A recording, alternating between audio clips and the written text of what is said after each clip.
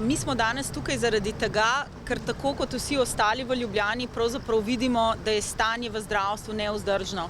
Ljubljančanke in Ljubljančani so ostali brez osebnega zdravnika, zunaj stojijo na mrazu, ponoči čakajo na osebnega zdravnika in mi vsi tukaj danes mislimo, da je to nevzdržno. Uspeli smo zbrati 16 podpisov mestnih svetnikov iz strank, samostojni svetniki, predstavnica Slovenske ljudske stranke, ki sem tudi vložila to zahtevo za sklic izredne seje, iz stranke Glas za otroke in družine, Jože Horvat kot samostojni svetnik, predstavnik Piratov, stranka Vesna, NSi, svetniška skupina SDS in tudi svetniška skupina Levice. Mislim, da na ta način pokažemo ljudem, da nam je mar, ljudje ne morejo več čakati in zaradi tega bomo sklicali izredno sejo. Zahtevek smo vložili danes. V tem zahtevku si želimo konstruktivnega dialoga, zato v njem tudi izpostavljamo 13 pomembnih točk, h katerim lahko župan pristopi praktično nemudoma. Veste, da je v mestnem svetu 45 mestnih svetnikov, tako da ta naša pobuda upamo, da bo slišana.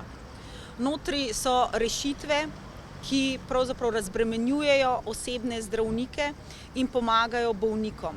Prva od takih rešitev je informacijsko-telefonsko središče, kjer bi nekdo lahko svetoval ljudem, pravzaprav, ko so ostali brez zdravnika, kam se še lahko opredelijo, kako lahko uporabijo portal IRIS.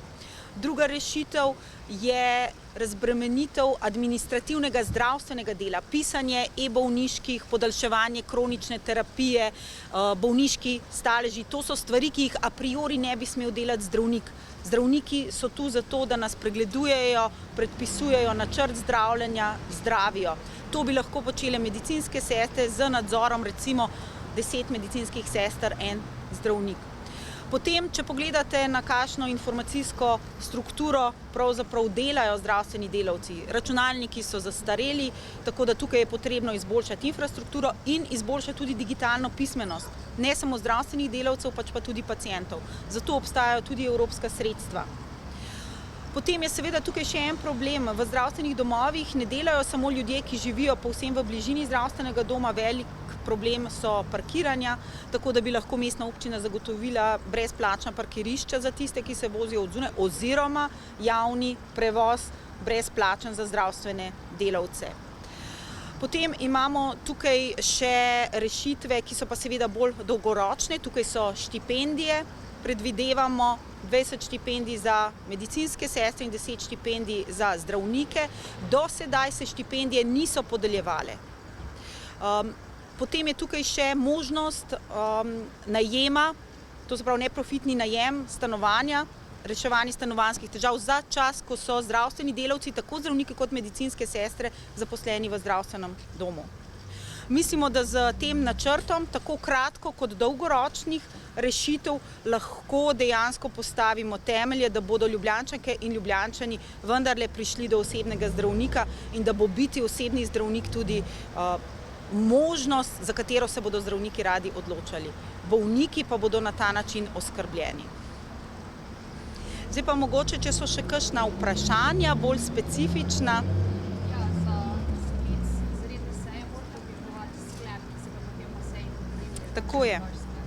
Ja, teh sklepov imamo več. Tih predlogov sem jih naštela, jih je 13, tako da zdaj, če bi novinarji to želeli, vam jih lahko tudi pošljem. Glede na to, da je sklep vložen, oziroma da so predlogi vloženi, vam jih lahko pošljem po mailu, tako da jih boste imeli napisane. Ne, SD se zaenkrat ni odločil, da bi vložil z nami. Smo se pogovarjali, vendar pač morate vprašanje nasloviti nanje.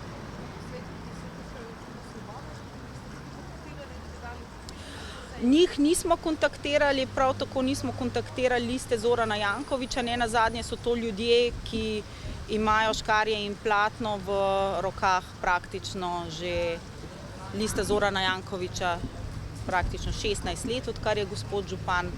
medtem ko Svoboda pa pravzaprav ne glede na to, kar smo se pogovarjali.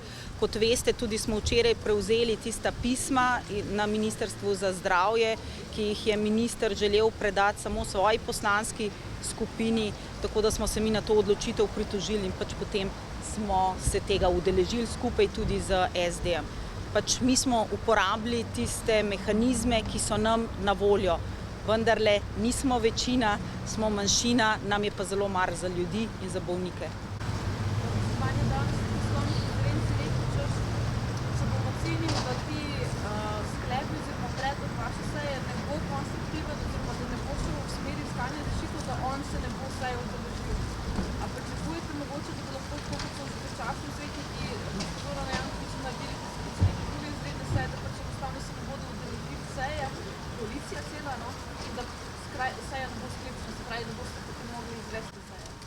Naši predlogi so zelo konstruktivni, mi ponujamo roko, mi nočemo nikogar demonizirati, mi želimo najti rešitev za Ljubljančanke in Ljubljančane, ki so ostali brez osebnega zdravnika. Mislim, da katerikoli predlog, ki je dobro utemeljen, ki je premišljen, in mi smo o teh predlogih vsi temeljito razmišljali, smo se tudi usklajevali, nismo dajali teh sklepov kar tako na pamet. Mislim, da bi bilo to zelo nemodro, če se ne bi vsaj nekaterih naših sklepov potrdilo in tudi pričelo z uresničevanjem.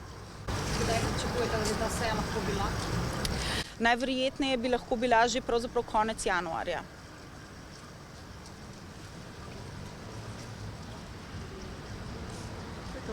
To je to. Redo? Hvala lepa. Hvala lepa.